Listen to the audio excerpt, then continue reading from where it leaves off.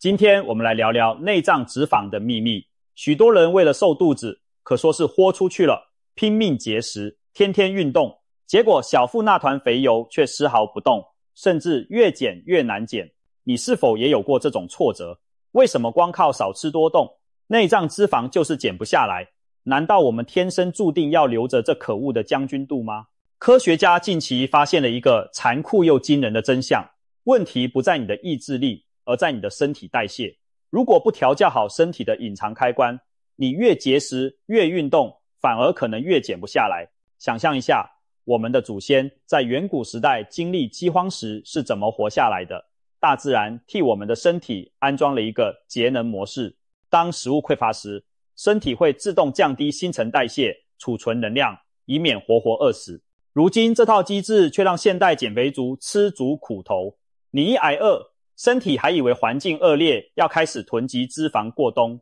结果刚开始可能瘦2公斤，后面就停滞不前，而且特别爱把脂肪往肚子上堆。这就是为什么光靠少吃多动，有时反而减不下内脏脂肪的原因。当我们长期用错方法减肥，身体进入了省电状态，基础代谢率一降再降，稍微吃一点又复胖。更糟的是，压力和睡眠不足也在暗中作祟。长期处于压力下时，体内压力荷尔蒙皮质醇居高不下，等于一直对身体发出纯脂，信号新陈代谢雪上加霜地再降一层，食欲却暴增2倍，特别想吃高热量的甜食油炸物，脂肪更是偏偏往腹部内脏猛堆，让人变成危险的苹果型身材。有研究发现，长期压力大的人发胖速度是一般人的2倍，就算吃得跟别人一样，压力山大的老鼠腹部脂肪比悠哉鼠多出将近3成。再加上现代人普遍晚睡熬夜，睡眠不足会扰乱饥饿荷尔蒙，使暴饮暴食的几率大增。难怪有的人明明吃不多，每天跑步，肚子却一天比一天大，因为身体早就被代谢失调和荷尔蒙陷阱给绑架了。那么有没有办法解开这道枷锁，彻底甩掉内脏脂肪呢？好消息是，有科学实证指出，只要调整身体的隐藏开关，用对方法重启你的燃脂模式，减掉顽固的内脏脂肪，将事半功倍。关键就在于3大核心策略。下文我们将深入探讨这3招为什么如此有效。别担心，这不是什么生猛偏方，而是有科学根据的生活调整，甚至可以说是帮助身体恢复原厂设定。当你掌握这3招，你会发现减脂不再是痛苦的卡路里拉锯战，而变成顺水推舟，地健康瘦。现在就让我们一一揭开这3个策略的奥秘。第一招，我们要做的是重启身体的代谢时钟。简单说，就是把被我们搞乱的生理节奏调回正轨。现代人减肥常犯的一个错误，就是胡乱节食或饮食作息不规律，导致体内代谢时钟大乱。代谢时钟就像我们身体里的隐形闹钟，掌管着荷尔蒙分泌和热量燃烧的节奏。如果你长期晚睡晚起，3餐时间颠倒，或者为了减肥动不动就整天不吃东西，这个闹钟就会乱套，让身体陷入混乱的省电模式。怎么把闹钟调回来呢？首先是规律进食，拒绝过度挨饿。很多人以为不吃早餐，少一餐就能瘦得快，但其实适得其反。长时间挨饿会让身体误以为食物匮乏，启动我们刚刚提到的节能模式，减慢代谢来撑过饥荒。结果不但燃脂效率降低，一旦恢复正常饮食，还更容易囤积脂肪。与其一天只吃1-2餐暴饮暴食，不如均衡的安排3餐或少量多餐，定时吃饭，让身体安心知道食物充足，不需要囤积，反而更容易燃烧热量。另外，晚餐时间尽量不要拖太晚。研究指出，睡前大吃大喝会干扰我们体内控制血糖与脂肪的节律，使多余热量更容易以脂肪形式存下来。最好在睡前至少3小时解决晚餐，给身体时间消化，也避免午夜时段胰岛素还高飙升。因为夜里我们活动量低，这时胰岛素如果升高，多余能量特别容易转成脂肪存进肚子里。良好的睡眠也是重启代谢时钟的关键。晚上睡觉时，身体会进行荷尔蒙的调节与组织修复。如果你夜夜熬夜，睡眠不足，瘦素和饥饿素这2种控制食欲的荷尔蒙分泌就会失衡，睡得少的人瘦素下降，饥饿素上升，隔天容易特别饿，对高热量食物的渴望更强。而且睡眠不足也是一种压力，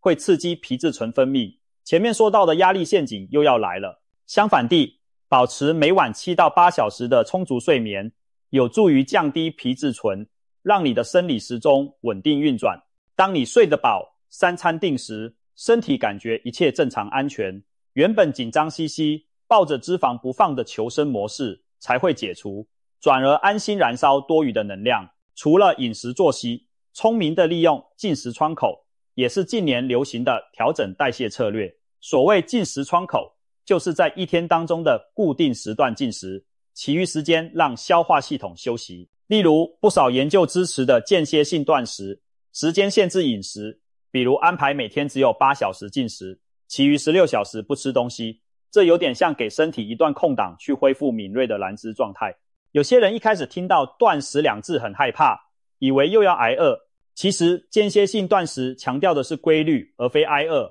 在允许进食的时间内，你还是该吃饭，只是晚餐提早，宵夜取消，让肠胃和胰岛素有休息时间。这种方法被形象地比喻为重开机，让被饮食不规律搞糊涂的代谢时钟重新校准。有研究显示，透过时间限制饮食调整生理时钟，不仅有助减重，对于降低内脏脂肪特别有效，因为它改善了胰岛素敏感度和生长荷尔蒙分泌节律，身体更容易动员内脏囤积的脂肪来供能。举个极端的例子，有些人为了减肥完全不吃肉，只啃菜叶，结果体重是下来了，却意外换来了脂肪肝。这听起来不可思议，不吃肥肉怎么反而肝脏积了满满脂肪？原因正是长期营养失衡让代谢失调，长期只吃蔬菜水果，缺乏优质蛋白质的人，身体可能严重缺少一些代谢必需的营养，例如胆碱，主要存在于蛋黄和瘦肉中，是帮助肝脏代谢脂肪的重要物质。当这些营养不足时，肝脏反而无法有效处理脂肪，结果把脂肪都堆在肝脏和腹腔内，再加上如果因为吃素热量不够，代谢率一路走低，更助长了脂肪囤积。因此，我们强调重启代谢时钟，并不是要你偏激节食或单一饮食，而是恢复正常而有规律的饮食作息，均衡摄取身体需要的营养，反而更能有效减掉内脏脂肪。总而言之，第一招就是调教好你的身体时钟，该吃时就吃，该睡时就睡，别再拿乱七八糟的减肥法折腾身体。当代谢时钟重新走准，你会发现自己精神变好了，暴食欲望下降了，小腹也不再一天比一天大，而是慢慢缩小，身体不再紧抓脂肪当保障，燃脂模式的大门正式打开。代谢时钟稳定之后，接下来第二招是聪明选择食物。肚子的肥肉其实很大程度取决于你吃进去的是什么东西，光计算热量远远不够，食物的营养组成会深刻影响你的内脏脂肪堆积与否。一句话，热量的质量比热量的数量更重要。那么哪些是有利于减少内脏脂肪的食物选择呢？以下几个原则至关重要。首先，蛋白质要足够。许多人减肥一提到少吃，最先砍的就是肉蛋奶这些高蛋白食物，结果适得其反。蛋白质是维持肌肉和各种生理机能的关键营养，如果蛋白质吃太少，你的肌肉就会流失，导致基础代谢率下降，身体变成燃脂更慢的模式。而且蛋白质有很高的食物热效应，意思是人体在消化高蛋白食物时会消耗更多热量。你吃下同样100大卡来自鸡胸肉的热量，也许有20到30大卡直接在消化过程中就烧掉了，但100大卡的蛋糕可能只有几大卡被消耗，其余通通变成你腰间的肥肉。摄取足量蛋白质等于让身体自带热量内耗，提升代谢效率。另外，高蛋白质饮食还有强饱足感的优点，能让你在减脂期间不容易饿肚子，减少偷吃零食的欲望，从而避免热量超标。蛋白质的来源很重要，建议优先选择优质蛋白，例如鸡胸肉、鱼、蛋、海鲜、豆腐、希腊优格、奶类等脂肪含量低但营养丰富的食材。红肉虽然也是蛋白质，但肥肉多的部位热量高且容易引发发炎，可以适量但不宜过量。更聪明的做法是多搭配植物性蛋白，像黄豆制品、豆类、坚果等，既提供蛋白，又有膳食纤维和微量营养，对调节代谢很有帮助。在每一餐中确保有一份优质蛋白，能大大提升你燃烧内脏脂肪的能力。再来，纤维和好碳水一样不能少。许多人以为减肥要完全不吃碳水化合物，不吃淀粉，但其实关键在于选择对的碳水。精制糖和精白淀粉，像含糖饮料、蛋糕、饼干、白面包、白饭等，升血糖块会刺激胰岛素大量分泌。胰岛素被称为脂肪囤积荷尔蒙，它飙升时，身体处于储存模式，不仅停止燃烧脂肪，还很有效率地把糖分转存成脂肪。长期爱吃高糖高 GI 食物的人，胰岛素常年处于高档，细胞对胰岛素逐渐疲麻木，也就是所谓胰岛素阻抗。一旦产生胰岛素阻抗，身体更倾向囤积内脏脂肪，即使你热量控制的再严格，腹部的脂肪还是难减。相反地，选择低 GI 的碳水化合物，比如糙米、全麦、燕麦、地瓜、南瓜等粗粮杂粮，以及各种蔬菜水果富含的天然糖分，这些食物升血糖较慢，胰岛素反应温和，有助于改善胰岛素敏感性。当胰岛素维持在健康低谷时，身体才愿意动用囤积的脂肪来燃烧，而不是一味存脂。膳食纤维在这方面扮演了重要角色。高纤维食物，特别是水溶性纤维，能延缓糖分吸收，平稳血糖，同时提供饱足感并调节肠道健康，可谓减少内脏脂肪的秘密武器。有研究指出，每天额外摄取10克水溶性纤维，相当于1颗苹果加1小碗燕麦的受试者，经过一段时间后，内脏脂肪显著减少，大约比没摄取的人少了3到 7% 的内脏脂肪。换句话说，如果你原本肚子里有5公斤的内脏脂肪，通过多吃纤维可以减掉其中的几百公克，这对健康指标的改善意义重大。富含纤维的食物包括燕麦、糙米、各种蔬菜、水果、豆类、地瓜等等，每餐都给自己加1大勺青菜或来份沙拉，把精白淀粉换成全谷杂粮，长期下来你的小腹会明显变得平坦。除了稳定血糖，膳食纤维还能养护肠道菌，减少发炎。内脏脂肪其实是一种高度发炎的组织，慢性发炎越严重，脂肪越容易囤积。多吃天然的植物纤维，能帮助抑制体内发炎反应，间接削弱内脏脂肪生长的土壤。别忘了，健康的油脂也是好帮手。很多人谈脂色变，其实脂肪有好坏之分。我们要减掉的是过多的储存脂肪，但摄取适量的不饱和脂肪酸对减脂反而有利，特别是 Omega-3 脂肪酸，如深海鱼油、亚麻仁油、核桃等。富含研究发现， Omega-3 可以提升细胞对胰岛素的反应，并降低发炎水平。简单说， Omega-3 能让你的细胞更愿意把糖分拿去当燃料烧，不会老是堆成脂肪，同时让脂肪细胞处于比较老实的不发炎状态，不会膨胀作乱。有实验证示，每天额外摄取约 2.5 克 Omega-3， 约等于100克鲑鱼或1小把核桃的受试者，因压力暴饮暴食的冲动降低了近 20%。 也就是说，不仅直接影响脂肪代谢，还透过让人心情稳定、食欲下降，来间接减少内脏脂肪的堆积。当然，油脂热量高也不能狂吃，但适度摄取像橄榄油、深海鱼、坚果种子这类富含 Omega-3 和单元不饱和脂肪的食物，替换掉反式脂肪和动物性饱和脂肪，例如奶油、肥肉、油炸物里的劣质油，长期看对缩小腹围相当有帮助。综合来说，第二招的饮食策略可以总结为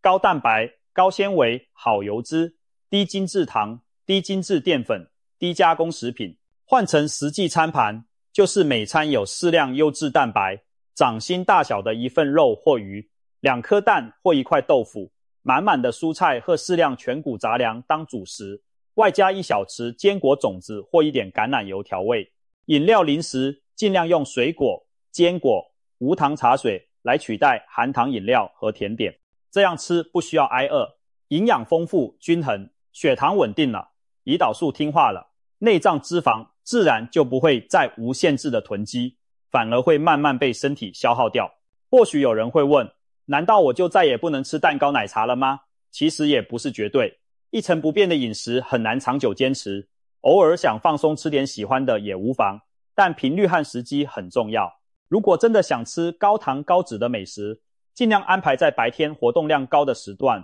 并控制频率，比如1周1次小小犒赏。吃的时候也可以配合一些小技巧减少负担，例如先喝一碗菜汤，或先吃蔬菜蛋白垫底，再吃甜点，可以减缓血糖冲击。总之，聪明选择食物并不等于痛苦戒欲，而是用更好的东西去满足味蕾和身体需求。当你习惯了这种健康饮食方式，你会发现不需要节食挨饿，也能瘦得下，瘦得健康。内脏脂肪会在不知不觉中逐渐消退，同时你的精神、皮肤、健康指标都会改善，因为你喂给身体的每一口东西都在帮它变得更强壮、更高效。说完了吃和作息，第3招就是优化你的运动安排。减肥人人都知道要多动，但怎样的运动方式最有利于减掉内脏脂肪呢？答案不是一味的狂跑狂跳，而是聪明运动，增肌为王。内脏脂肪最怕什么？最怕你身上长出更多肌肉，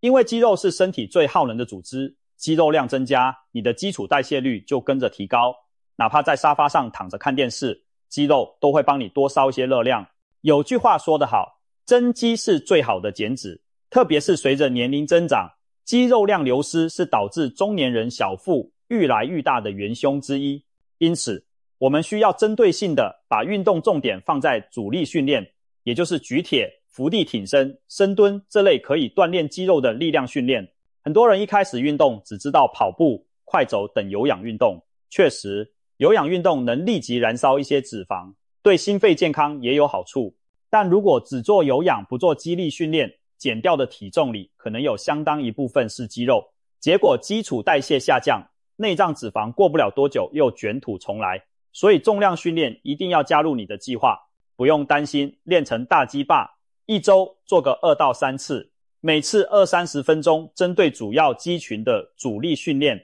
就足以让你受益良多。可以从自体重量开始，例如深蹲、伏地、挺身、平板撑等动作，逐渐加入哑铃、弹力带增加强度。如果有条件去健身房，更可透过器械训练专门刺激腿、臀、背、胸这些大肌群，特别推荐深蹲、硬举、推举这类多关节复合动作，因为同时调动多个肌群协同发力，对增肌燃脂效率极高。当你练出结实的腿臀肌肉和核心肌群，不但腹部线条会更明显，内脏脂肪也会大幅缩减，因为那些新长出的肌肉天天都在帮你额外燃烧卡路里。可以把肌肉比喻成人体的火炉或马达，肌肉越多，基础代谢这把火烧得越旺，让脂肪无处躲藏。当然，有氧运动我们并不是完全不做，而是要讲究方式地做。过去很多人减肥喜欢每天跑步1小时，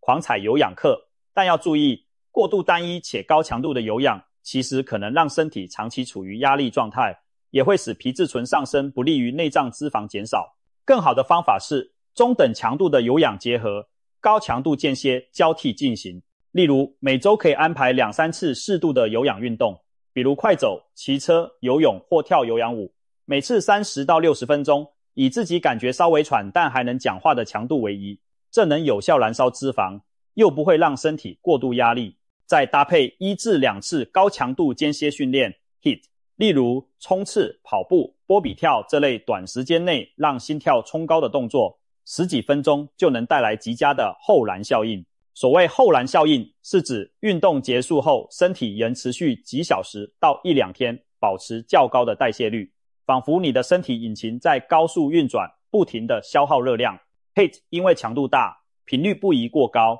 一周做个1次2次即可，但它对减少顽固脂肪，尤其内脏脂肪非常有帮助，因为内脏脂肪对类似剧烈的运动刺激反应很好，更容易被动员出来当燃料。另外，生活中增加活动量也很重要，除了正式的运动课程，我们每天的日常活动，例如走路、爬楼、做家务，也能累积消耗热量。长时间久坐会降低体内脂肪燃烧酵素的活性，所以每做1小时就起来活动几分钟，养成能站就不坐，能走路就别搭电梯的习惯，把整天的零碎活动量加起来，其实也是一笔不容小觑的热量开销呢。有些人可能会疑惑，我平常也有运动啊，怎么还是瘦不下来？这就要看看你的运动模式是否需要调整。比方说，有的人每天慢跑，但配合低热量饮食一段时间后，身体适应了，就不再继续减脂，还可能出现肌肉流失、代谢下降。这时候就需要在运动中加入力量训练或提高强度来打破平衡。此外，运动后的恢复也很关键，运动是对身体的刺激，休息时身体才能修复适应，变得更强壮。如果天天操翻自己不休息，反而容易过劳受伤，内脏脂肪也不会因此更快减少。所以每周至少给自己1-2天的休息或伸展调节日，确保身体有恢复的时间。总之，优化运动安排的宗旨是动得聪明，而不只是动得更多。透过力量训练增肌，适度有氧燃脂，加上日常多活动，你等于从3个方向提高热量消耗。当你的肌肉在代谢高，身体不处于压力紧绷状态时，内脏脂肪自然无处躲藏，只能乖乖被消耗掉。总结来说，内脏脂肪难缠并不是因为它打不败，而是很多人用错了方法。光靠少吃多动为什么没用？